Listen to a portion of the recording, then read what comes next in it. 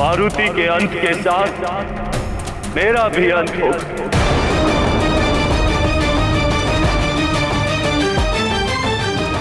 और साथ ही अंत होगा इस संसार में संचारित होने वाली समस्त वायु का, जिन्हें सुचारू रूप से संचालित करने वाले मेरे समस्त 48 मरुतगण मेरे साथ ही अंत को प्राप्त होंगे।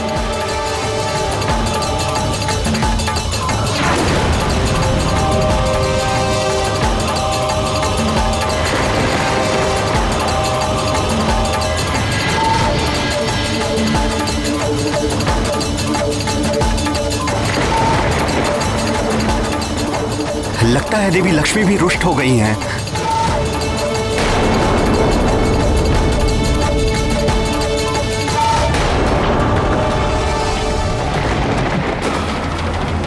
प्रियं शंकरं सर्वनाथं भजामि, प्रियं शंकरं सर्वनाथं भजामि, प्रियं शंकरं सर्वनाथं भजामि, प्रियं शंकरं सर्वनाथं भजामि। प्रकृति और पुरुष के मेल से ही सृष्टि का जन्म होता है, किंतु जब ये मेल टूट जाए तो सृष्टि समाप्त हो जाती है।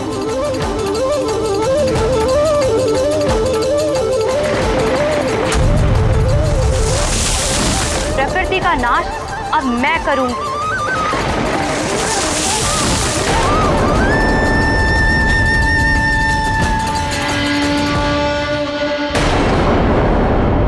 मारुति की मां देवी अंजना के दुख ने समस्त मातृत्व शक्ति को आंदोलित कर दिया है।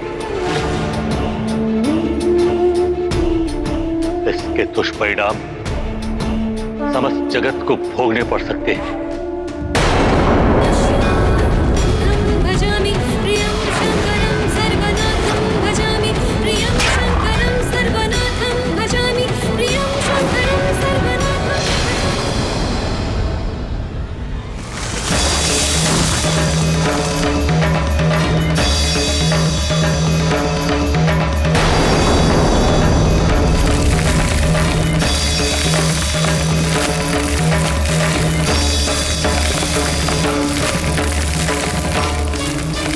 ये हो क्या रहा है?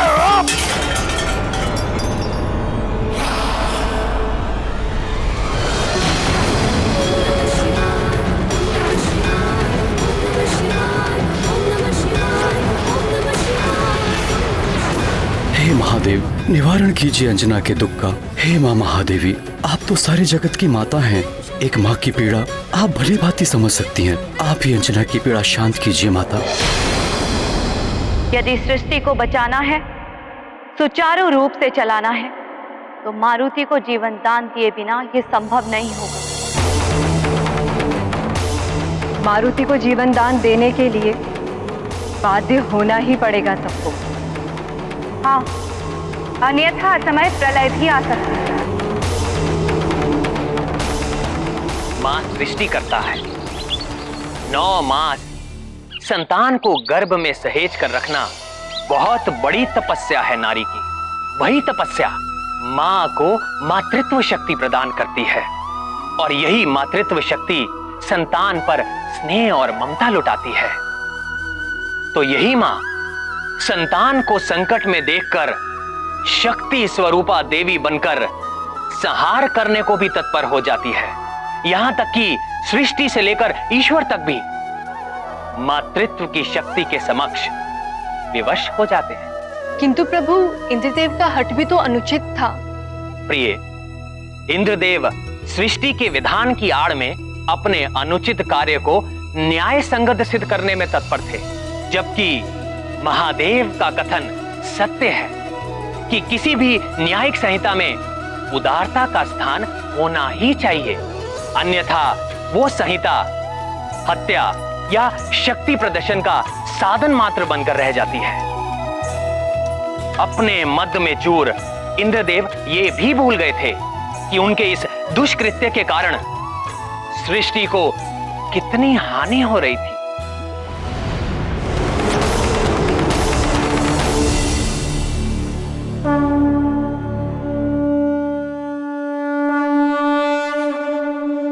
हे जल, थल, नभ, अग्नि, देह,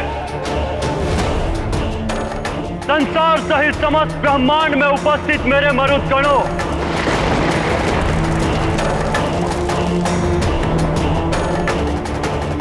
मैं वायुदेव आपका आवाहन करता हूं। आप सब आए और समाहित हो जाए मुझ में, समाहित हो जाए मुझ में, समाहित हो जाए मुझ में।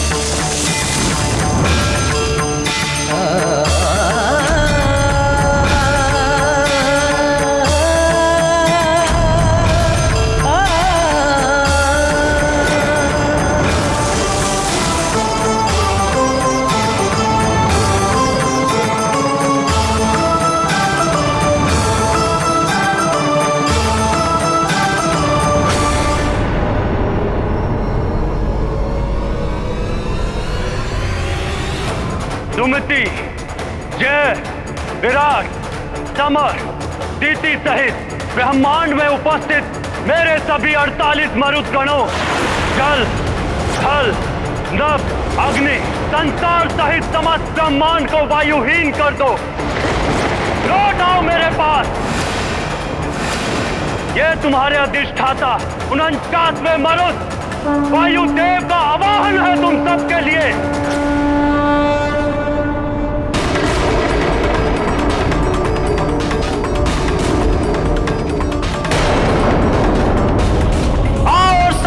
मुझ में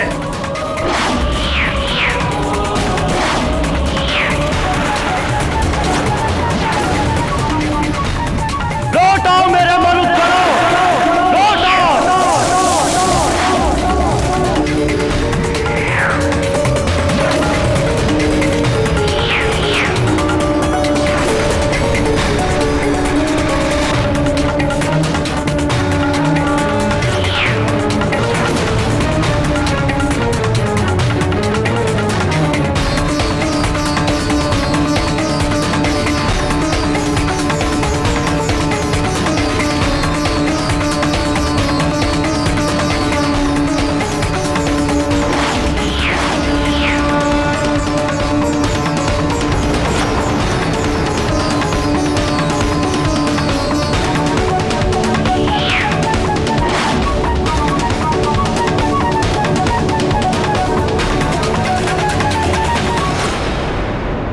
ये एकाएक अग्नि कैसे बुझ गई? ये तो अशुभ संकेत है।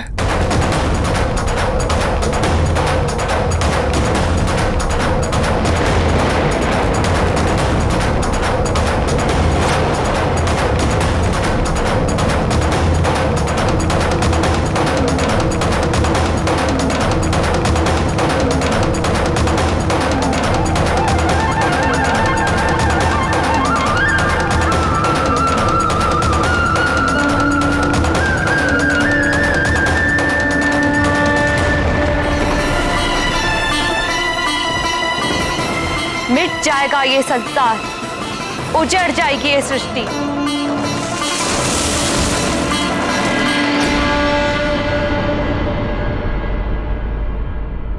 पृथ्वी की अधिष्ठात्री भूदेवी आप त्रिदेवियां ही नहीं, समस्त मातृत्व शक्ति आज संतप्त हो उठी है। और फिर अंजना की पीड़ा भी तो मेरी पीड़ा है ना, क्योंकि मारुति का जन्म तो मुझ पृथ्वी के उद्धार के कार्य में प्रभु श्री राम की सहायता के लिए हुआ था। यदि मारुति को जीवन दान नहीं मिला तो मैं समस्त पृथ्वी का नाश कर दूंगी। सब कुछ समाप्त हो जाएगा पृथ्वी पर।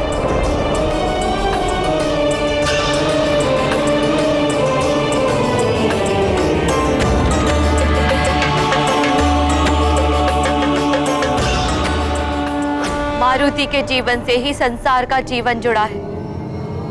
आज यदि मारुति नहीं तो संसार भी नहीं।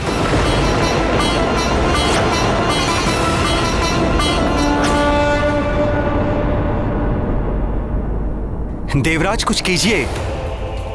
देवगुरु बृहस्पति के बिना देव कार्य कैसे संपन्न होंगे? इन कठिन परिस्थितियों में देवगुरु के समान हमारा मार्गदर्शन करने वाला कोई नहीं है। उन्हें वापस लाना ही होगा। प्रकृति भी उद्वेलित हो रही है। देवगुरु, इतनी चिंता करने की आवश्यकता नहीं है वरुण देव। मैं देवराज उनके कारण नहीं हूं, अपितु वो देवगुरु हैं मुझ देवराज इंद्र के कारण। मैंने ही उन्हें देवगुरु बनाया है। यदि मैं यहां हूं तो देवगुरु भी देवताओं को मिल ही जाएंगे।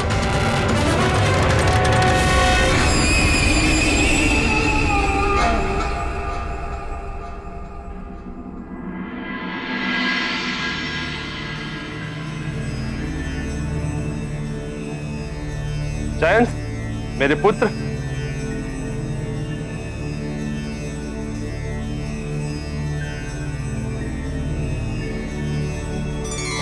प्रणाम पिताश्री। आयुष्मान भव पुत्र।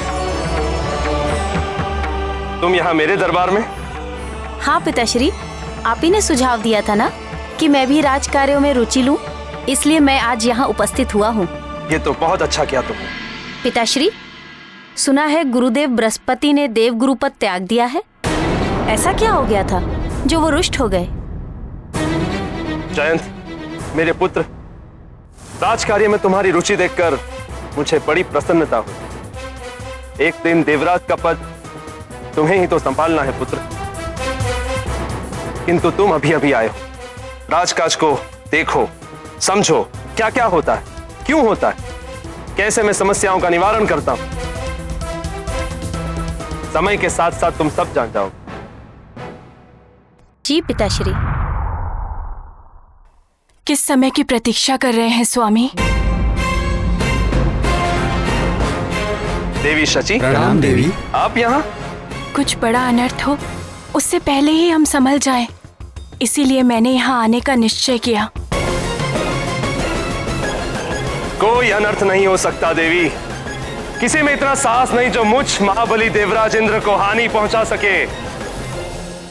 अपने चारों ओर देखिए स्वामी, त्रिदेवियों के रुष्ट हो जाने से स्वर्ग की सारी शोभा श्रीहीन हो गई है, सारी चमक लुप्त हो गई है, और जिस संसार को आप नियम पूर्वक चलाने की बात कर रहे हैं वहां भी उथल पुथल मची हुई है। मनुष्यों की वाक शक्ति समाप्त हो रही है और प्रकृति क्षुब्ध हो उठी है। जयंत, अपनी माता को समझाओ कि ये सब मैं भी देख रहा हूं। नेत्र बंद किए नहीं खड़ा हूं मैं यहां।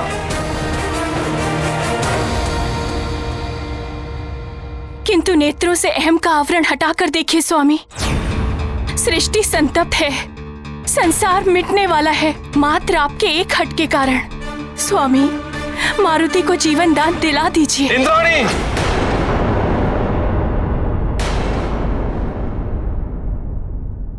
मान जाइए स्वामी, अंजना की पीड़ा का आभास मुझे भी है। उनके दुखों को दूर कर दीजिए।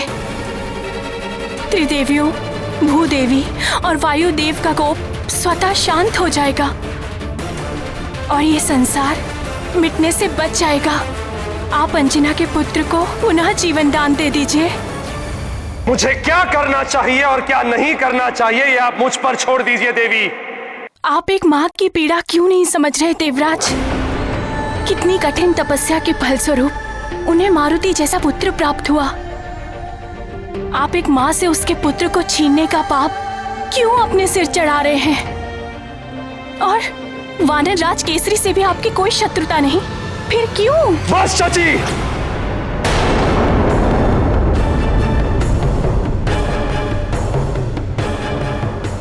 मेरे कार्यों में हस्तक्षेप करने का अधिकार किसी को नहीं है, आपको भी नहीं। केसरी से किसी शत्रुता के कारण मैंने उस वानर बालक पर वज्र प्रहार नहीं किया है। मैंने केवल अपना राजधर्म निभाया है। प्रकृति के नियमों को जो भी भंग करता है उसे इसी प्रकार दंडित किया जाता है।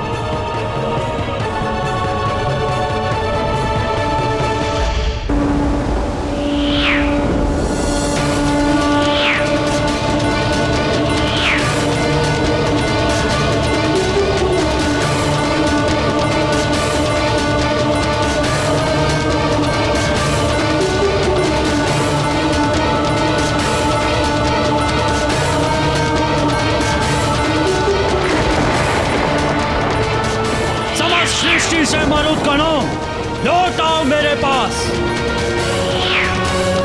तुम्हारा अधिष्ठाता तुम्हें पुकार रहा है। आओ समाहित हो जाओ मुझ में, लौट आओ मेरे पास।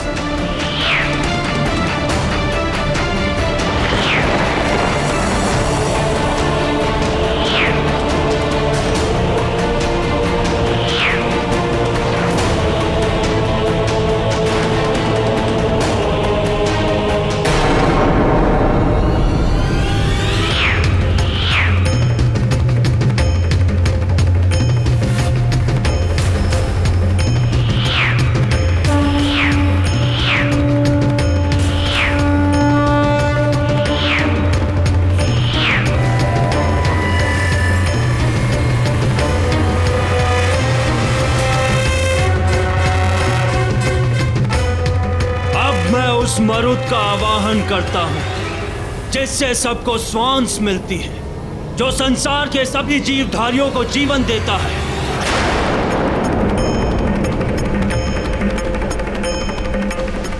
ऐ सभी जीवधारियों को जीवन देने वाले मरुत, प्राणवायु को संसार में संचालित करने वाले मरुत, लौट आओ अपने अधिष्ठाता के पास और श्वासहीन कर दो इस संसार को।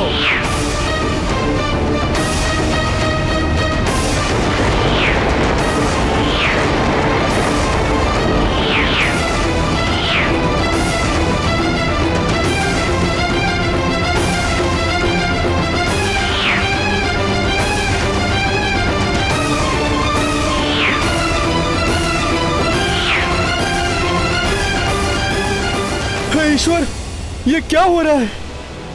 हमें श्वास लेने में इतनी कठिनाई क्यों हो रही है?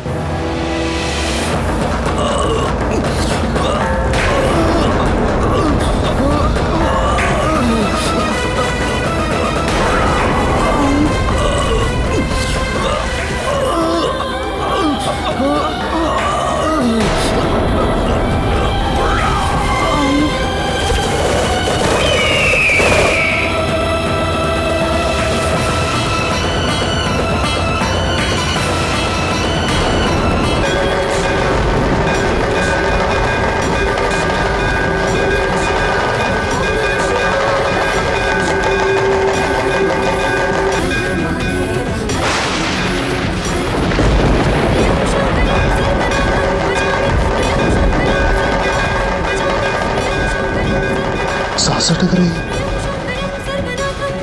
न जाने क्या हो रहा है। ये क्या हो रहा है कायक? मेरी भी सांस अटक रही है। प्रियं शंकरं सर्वनाथं भजामि, प्रियं शंकरं सर्वनाथं भजामि।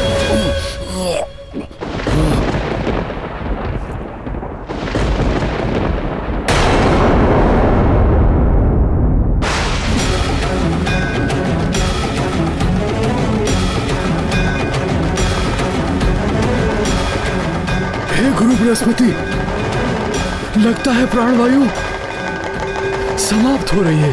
अवश्य वायुदेव कुपित उठे हैं। ठहरे रखिए वानर राज केसरी, मेरा अनुमान सत्य है। वायुदेव के क्रोध का ही परिणाम है ये।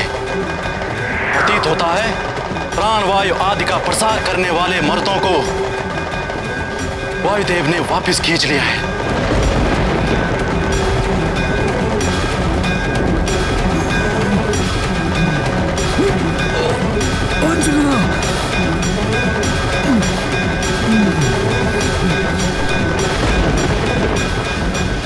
रुक जाओ अंजना, प्राणवायु समाप्त हो रही है।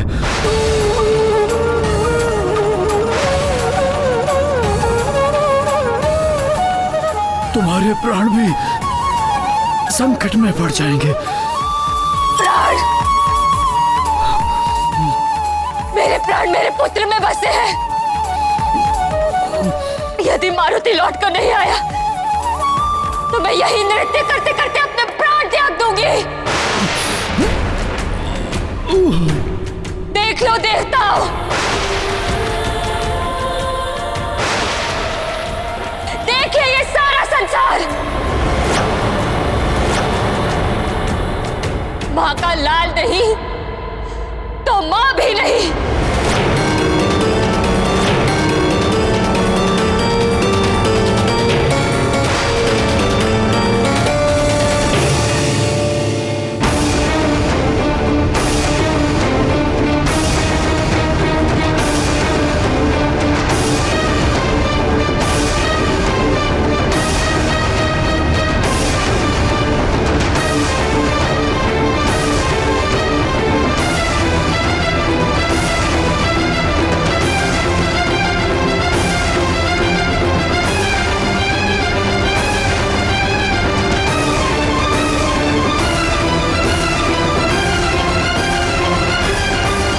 पुत्र मारुति के लिए विचलित हो उठती है और अपनी मातृशक्ति को एक तांडव का रूप देती है। दूसरी ओर लंकेश रावण इंद्रदेव के द्वारा मारुति पर वज्र प्रहार का आनंद उत्सव मनाता है, किंतु इसी बीच इंद्रदेव के अपकृत्य से रुष्ट भूदेवी अपना प्रकोप आरंभ कर देती है और उधर त्रिदेवी भी रुष्ट होकर संसार को अपना प्रभाव दिखाती है। इधर वायुदेव महादेव के अंश अचेत मारुति को लाकर उन्हीं को समर्पित कर देते हैं। अब आगे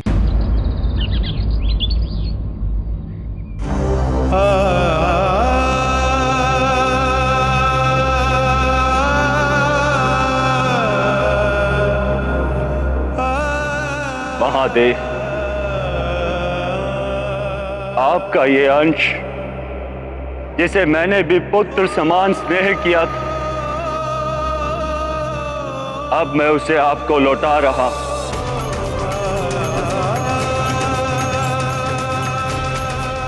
इसके जीवन की सुरक्षा का उत्तरदायित्व मेरा था, किंतु संपूर्ण प्रयास करने के पश्चात भी मैं असफल रहा। इसीलिए मुझे भी जीने का कोई अधिकार नहीं।